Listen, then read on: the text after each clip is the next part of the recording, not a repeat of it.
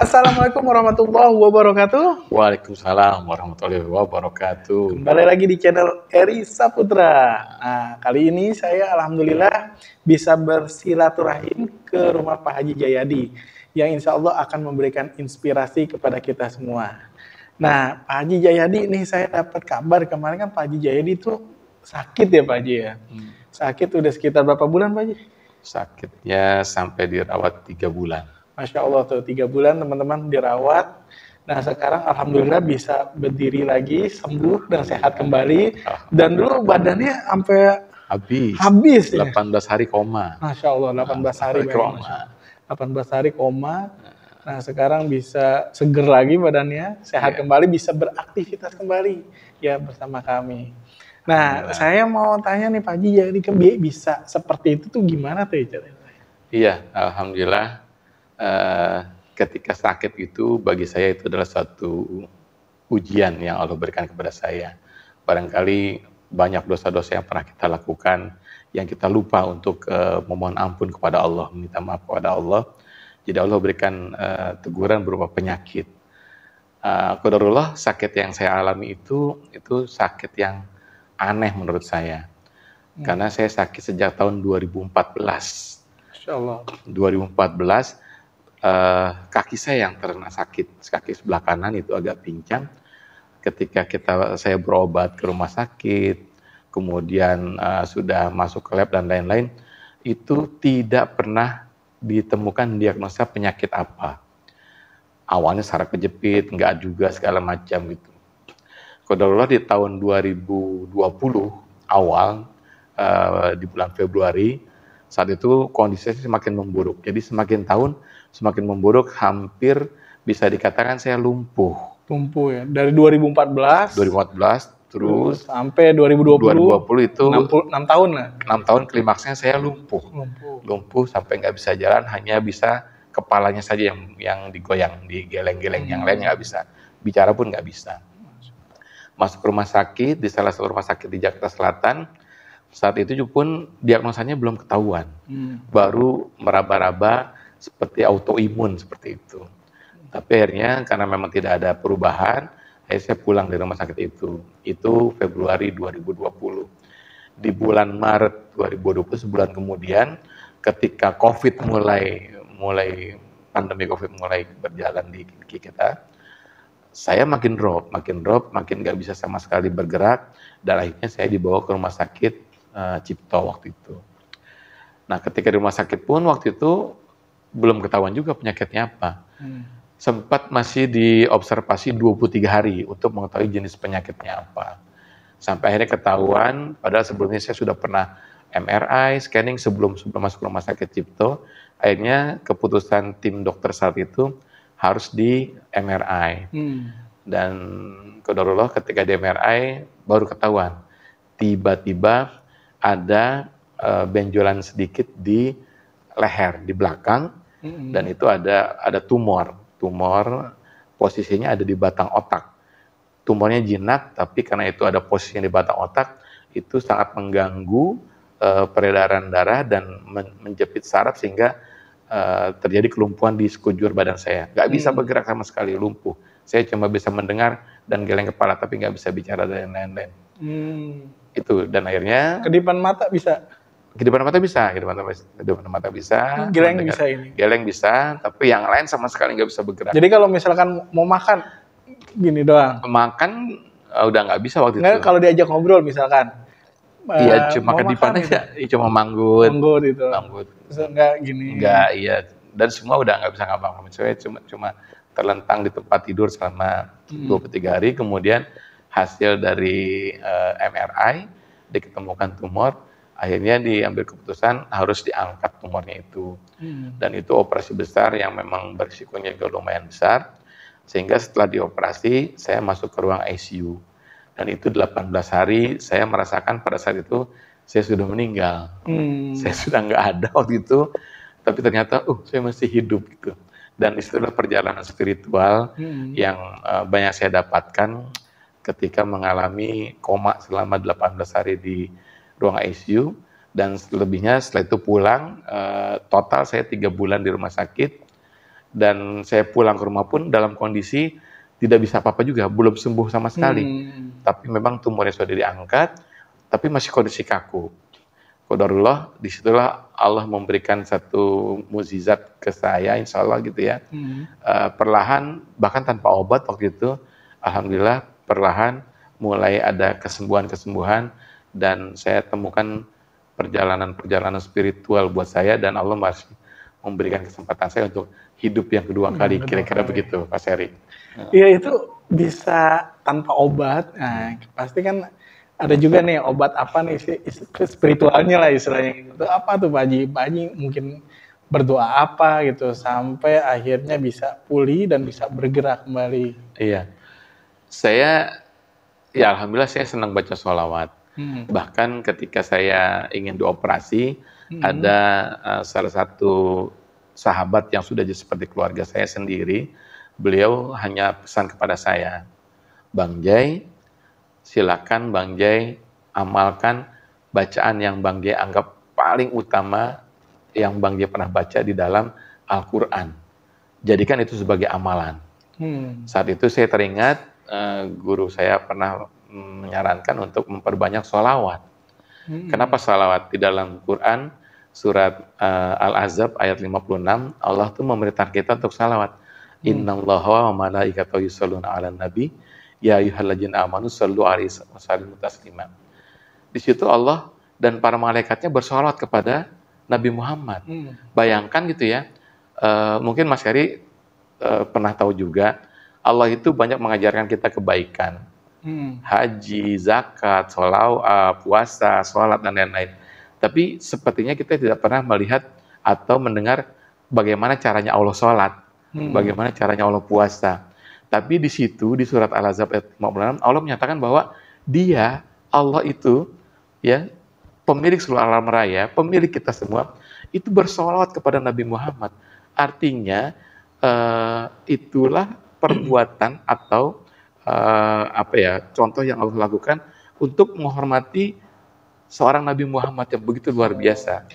Artinya, sholat itulah yang jadi amalan buat saya selama saya menjalani sakit itu. Jadi, saya nggak bisa ngapa-ngapain, di dalam hati saya hanya bersolat, Allahumma sholli ala sayyidina Muhammad.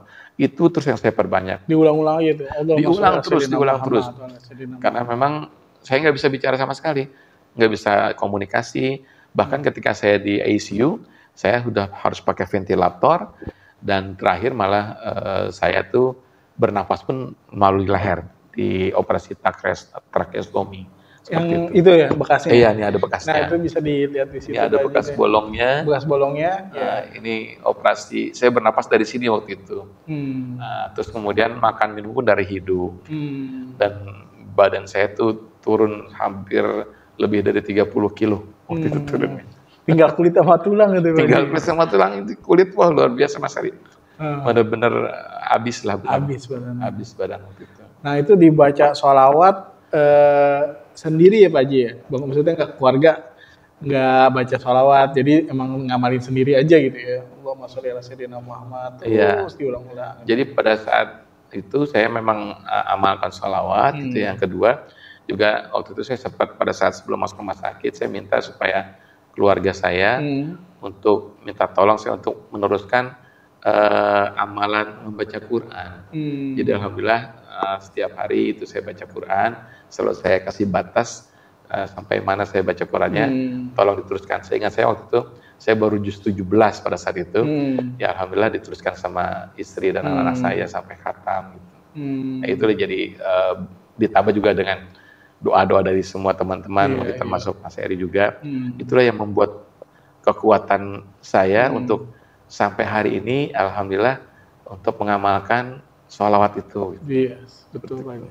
Ya, ini salah satu miracle ya teman-teman ya. Jadi kayaknya udah nggak mungkin lah kalau dilihat dari postur tubuhnya, dari kondisi fisiknya, pokoknya udah kelihatan kayaknya udah nggak mungkin dah untuk bisa hidup kembali. Tapi karena Allah memberikan kesempatan lewat jalur sholawat ya yang terus diulang-ulang, ya insya Allah alhamdulillah Pak Haji bisa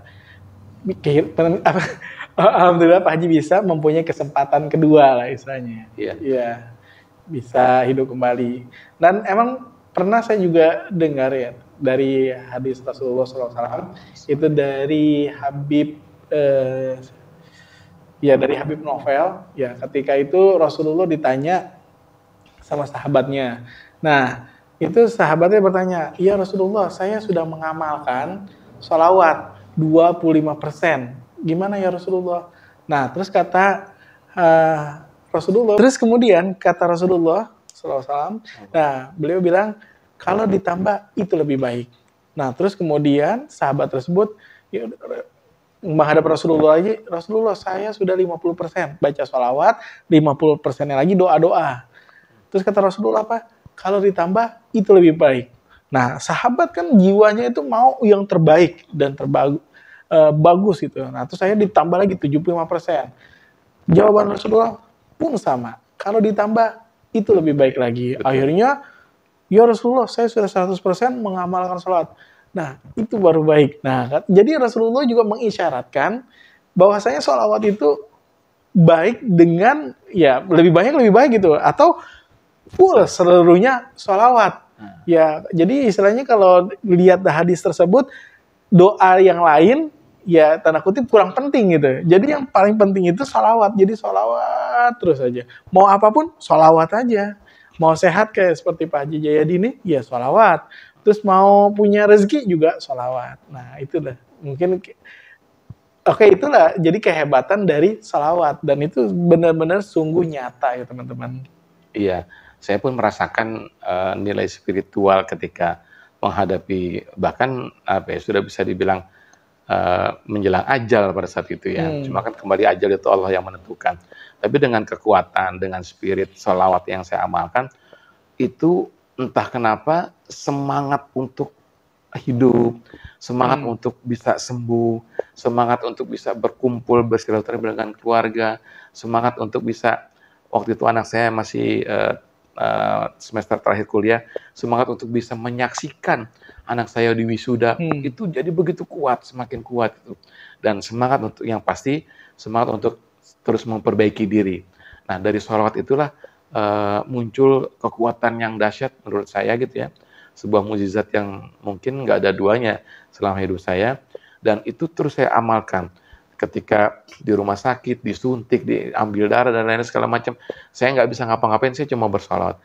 Solawat terus. Dan memang pada saat itu, 3 bulan bagi saya itu rasanya cuma 3 hari. Entah kenapa, mungkin karena kondisi saya, tapi yang jelas saya merasa bahwa saya cuma 3 hari di rumah sakit. Padahal 3 bulan, dan yang nunggu pasti kelamaan juga nunggunya gitu. Wallahu alam, itu barangkali karena kekuatan salawat seperti itu, ya Allah memberikan satu sakit yang begitu luar biasa sakitnya, tapi saya tidak merasakan apa-apa gitu. Sakitnya luar biasa, bahkan saya sampai 3 kali dioperasi pada saat itu. Operasi di leher, tumor, operasi tracheostomi, dan operasi cikubitus yang ada di belakang saya yang ternyata karena kelamaan tertidur itu bolong, bahkan sampai kelihatan apa ya daging tulangnya itu, sehingga harus dioperasi. Jadi sudah keluar dari ICU, masuk ke kamar biasa, karena ada luka, balik lagi operasi ICU lagi. Dan itu bagi saya, karena saya meyakini bahwa sholawat itu adalah memang satu-satunya buat saya gitu ya, ayat yang begitu luar biasa di dalam Al-Quran, dan saya yakini betul bahwa memang itu punya kekuatan, karena Allah sendiri yang bilang bahwa Allah itu bersolat. Sekarang logikanya Mas Heri, kalau Allah saja itu mau bersolawat kepada Nabi, masa sih kita orang yang bukan apa-apa, kita nggak mau bersolawat? Itu kira-kira seperti itu Mas Heri. Oke, bagus banget ya ceritanya, dan ini sangat-sangat menginspirasi bagi teman-teman yang punya penyakit apapun, insya Allah dengan sholawat, insya Allah bisa sembuh. Oke, Pak Haji, closing statement ya Pak Haji. Iya, baik teman-teman sekalian ya, artinya kita pasti punya salah dalam hidup, kita pasti pernah punya dosa. Yang pertama, untuk bisa lebih tenang, kita harus sering-sering untuk istighfar, sering-sering mohon ampun kepada Allah. Yang jelas juga untuk menjaga itu semua, karena kita nggak tahu di luar sana seperti apa, jangan lupa perbanyak sholawat. apapun, dimanapun ya, kalau kondisi kita memang sedang baik, sedang bersih, silakan lakukan sholawat. Kenapa? Karena sholawat itulah jadi kekuatan yang luar biasa yang akan mendorong kita untuk senantiasa mengingat Allah dan mengingat Rasulullah. Karena yang nanti bisa memberikan syafaat pada saat hari akhir hanya Rasulullah, hanya Nabi Muhammad. Artinya tidak ada salahnya sejak saat ini. Mari sama-sama kita amalkan salawat itu, karena satu kali salawat itu Nabi Muhammad dan Allah akan membalasnya dengan 10 kali kelipatan yang terbaik yang kita inginkan. Mudah-mudahan salawat ini bisa menjadi benteng buat kita untuk senantiasa menjadikan diri kita jadi lebih baik. Oke, terima kasih Pak Haji Jayadi atas waktunya, dan mudah-mudahan teman-teman di sini semua bisa terinspirasi dan termotivasi untuk selalu bersalawat. Oke, terima kasih. Saya Risa Putra dan Pak Haji Jayadi mengucapkan Assalamualaikum warahmatullahi wabarakatuh.